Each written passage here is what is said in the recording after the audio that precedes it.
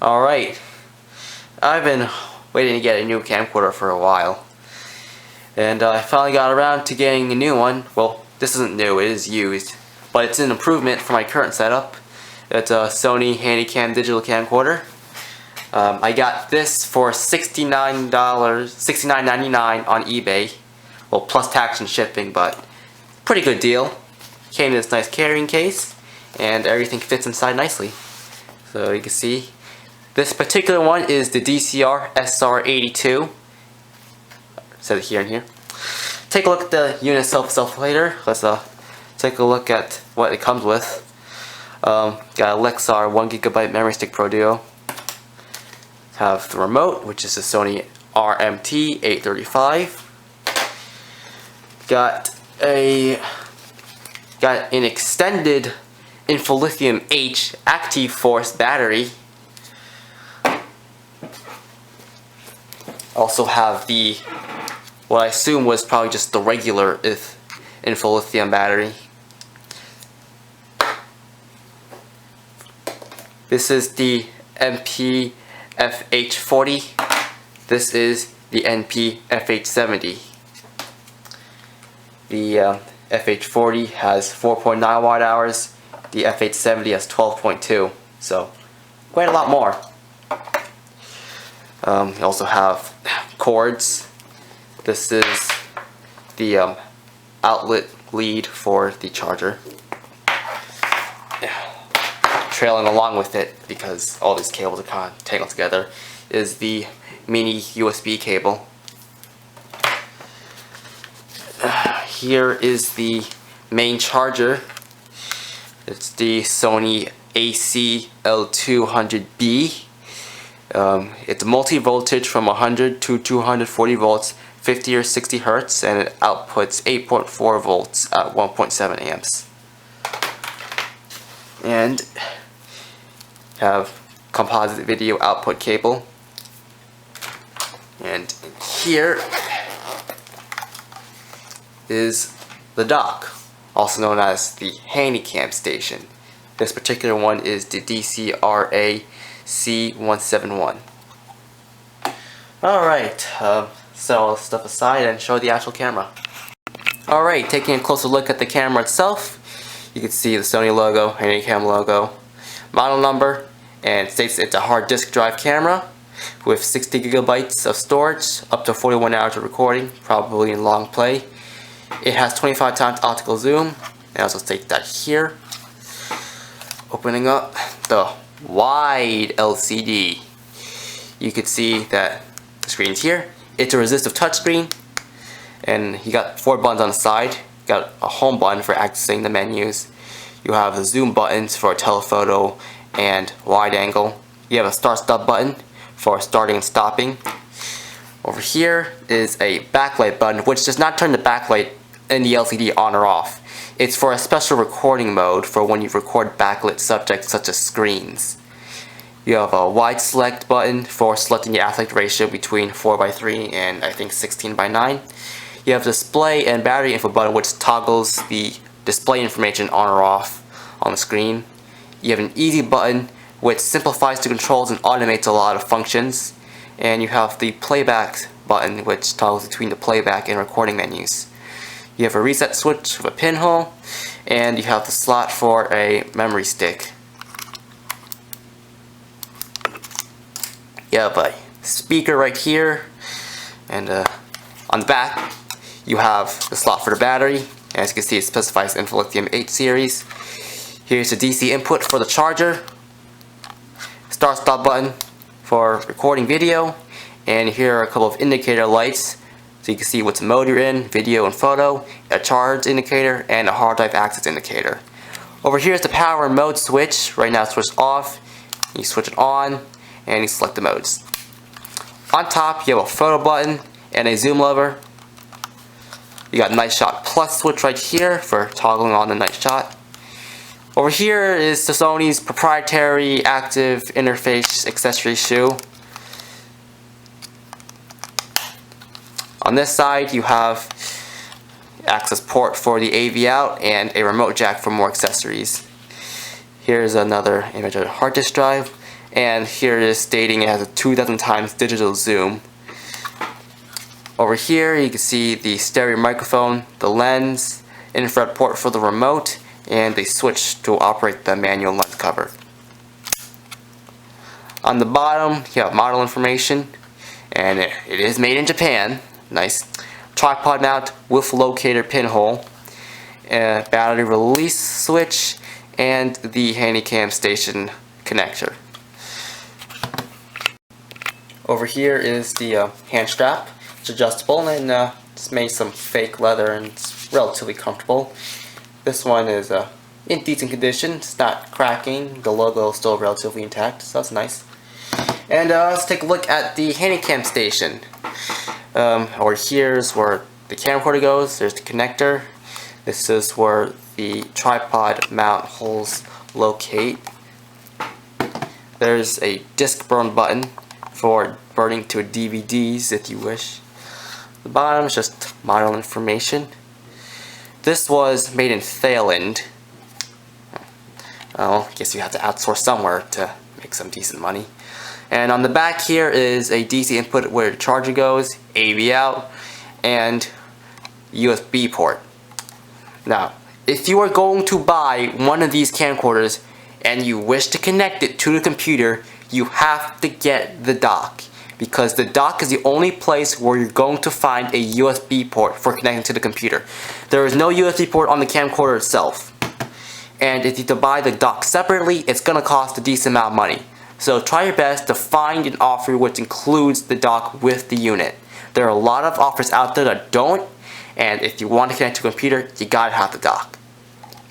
So anyways, camera just connects to the dock like so. You just locate the holes and press it into place. Alright, let's power it on. Unfortunately, it seems that the NP-FH40 battery has some problems when I try to use it with the camcorder. It does hold a charge and it can power the camcorder on, but however if I attempt to use it, you can see here it's on.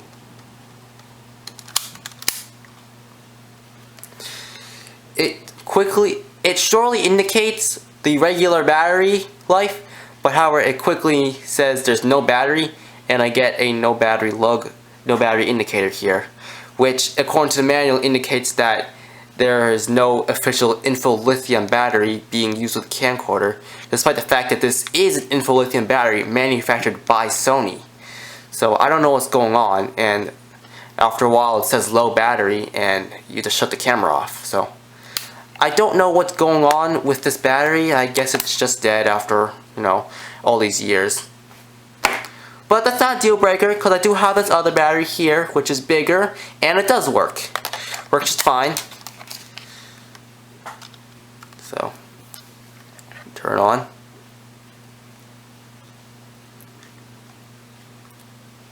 When you power the unit on and the lens cover is closed, it says to check the cover. And yeah. So, let's take a look through these menus. Okay, looking through the menus, we can flip this LCD around to make it a little bit easier. Press this button here to go into the menu, and we've got a couple options. Over here is where you select movie or photo mode. You see a switch to photo mode, though that's the exact same thing that this mode switch does. See, now go back to video mode. Over here is the option for visual index or playlist, basically just how you view your images. Here is the other section where you can delete images or videos, edit them, edit a playlist, print the pictures, and connect to a computer. When you select delete, you can select to delete off the drive or the memory stick, but I don't have the memory stick inserted right now, so we'll just go to the drive. You can select whether you want to delete by date, delete all, delete by selected amounts.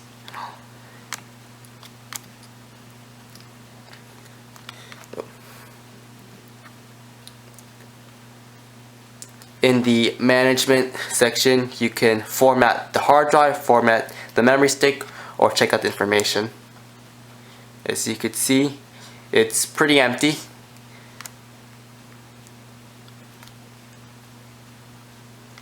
And this last menu here is the main settings section. Here you check movie settings, where you check the record mode, the night shot light, which is an infrared light, digital zoom between off 50 times and the mentioned 2000 times, steady shot for image stabilization, auto slow shutter, and a counter for how much you got left. In the photo settings, switch over to photo mode, and you can select the image size, the quality, the file number options, and the night shot light for taking pictures in the dark. And you can select where you want to store your photos, either on a hard drive or the memory stick. You can only store still images on the memory stick. You cannot store video on these. You can only store videos on the hard disk. There are also levels for flash level, which, since this camera does not have a flash, it's not available. The only way to make it available is to get a flash accessory and put it in here. And you have an option for red eye reduction. In the view images set, it just has options for a data code or how to display the index. In the sound display section, it's got volume, the beep, which I have turned off, but turn on it just beeps.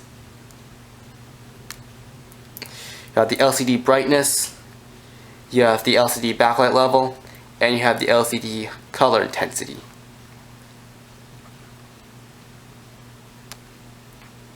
In the output settings, you can select the TV type, whether it's 16:9 or 4:3.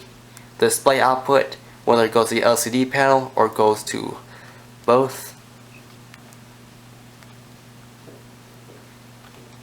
And clock and language section, it's got clock and language. Set the time, set to the language, area, daylight savings. And in the general settings, you've got demo mode, you have calibration for the touchscreen, auto shut off, you have remote controls, and the drop sensor for in case you drop the camera and the hard drive gets shocked. Alright, now that we've pretty much checked out the menus, we can record video. When recording videos, you have options as to configure things while you're recording. You have focus, spot focus, telemacro, exposure, spot meter, scene selection, white balance, color, slow shutter, night shot plus, fader, digital effects, picture effects, record mode, and microphone level. When you're recording pictures, you have a different menu. You have focus, spot focus, telemacro, exposure, spot meter, scene selection, white balance, image size, quality, self timer, still media, and flash mode. Open up the lens cover and we'll take some test footage. Alright, here is a video test of the Sony DCR-SR82 digital camcorder. Right now I have it in 4:3 aspect ratio with pretty much just automatic settings. Can't change the aspect ratio while you're recording, but you can zoom. And I can turn on night shot right now, but since I'm in a well-lit room, it doesn't make much of a difference. So I'm going to turn the video off and go into 16:9 ratio. Alright, now I'm recording 16:9, and as for the aspect ratio, when you choose 16:9, it just cuts out the top and bottom and closes the sides off. It's not where it actually extends the sides, but at least the video is actual 16:9 and not 4:3 letterbox. And now I'm going to go into a dark room and test out the night shot. Alright, I've now turned off the lights and I'm going to turn on night shot. As you can see, you can now see my blinds, see my hand, see the bed. As you can see, the battery life decreases when you use night shot, probably because it uses more energy, but it does work. So I'm going to turn the lights back on and show everything else off. Alright, let's take a look at the remote functionality. As you can see, you have the start stop button, zoom buttons, photo button for taking photos, data code. You have transport controls when you're playing back videos. Have a visual index button, a display button, which does the same as the display button on camera, and navigation buttons for navigating playback menus. It's only used for navigating playback menus. You can't navigate the settings with this. That has to be done on the touchscreen. Opening up the battery compartment, it takes a CR2025 battery. So I'm testing out the remote functionality. The LCD can be flipped around, and upon using the remote, it functions. See, I'm zooming in, albeit very slowly. You can zoom in much faster with the zoom lever. And the zoom buttons on the camcorder also pretty much do the same thing as on the remote. Pretty slow. You also got the display button to toggle the display on and off. You've got visual index button. Have a photo button for taking photos. And the start stop button. It's now recording from the remote, and you can also stop from the remote as well as using the button over here. It's now recording from the remote, and you can also stop from the remote as well as using the button over here. Pressing the playback button, you can navigate the playback menu, where as you can see, we can see the videos which were previously shot. Alright, here's a video test. You can turn off the display by pressing the display button. DCR-SR82 digital camcorder. Right now we have it in 4:3 aspect The remote works with the transport controls. ratio with a camera.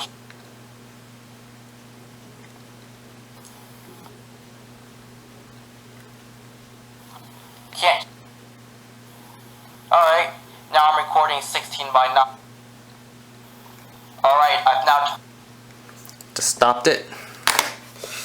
All the controls on the touchscreen are pretty much the same as with the remote, except it's on a touchscreen, so yeah.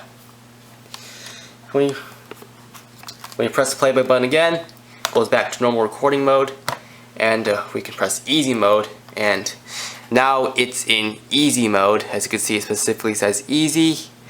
The display is now changed. The additional menus button is now gone as everything is automated. And yeah. Turn that off because I don't like easy mode. You don't have access to any features. But you know, this is a consumer product and it's made to be foolproof. Turn the camera off. You can insert a memory stick.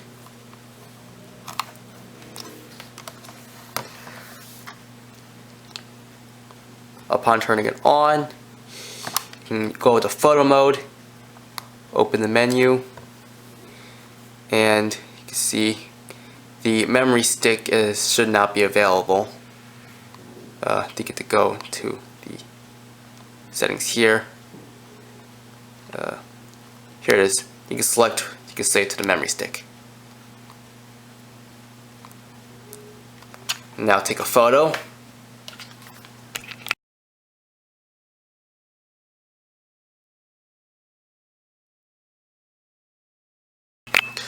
The camera is only 1 megapixel, so photo quality is not going to be its strong suit, but it's never meant to be. It was meant to be a video camera. So now I'm going to connect to the computer and show its computer functionality. Here's where you connect the Handycam station. I have the charger plugged into the wall, and here's the charger port. Put this down.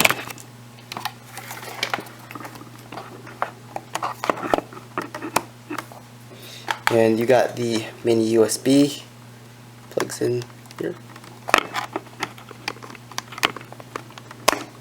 Alright. Alright, the camera is hooked up to the dock, and I have my computer set up, so I'm gonna plug it in to USB. Now we go to the camera, turn on, and when it's connected to the computer, it should detect that and immediately pull up the computer menu where you can select where you want to hook up the memory stick, hook up the hard drive, print, or burn to a disk. I'm going to select hard drive, and the hard drive is now seen as a USB drive. We could open it up and take a look at all the videos we recorded. As you can see, they are MPEG video files. Now I'm recording 16:9, and if you want to disconnect, you just go and eject the camcorder from the first. Then you click end on here, click yes. See, it's now fully disconnected. Turn the camcorder off. Disconnect USB. So anyways, that is the Sony DCR-SR82 digital camcorder. This is the camcorder that I'm now going to use from now on, and I hope that the experience is good for me and you. I doubt that any of you have watched the video this far, but if you did, I hope you enjoyed it. See you later.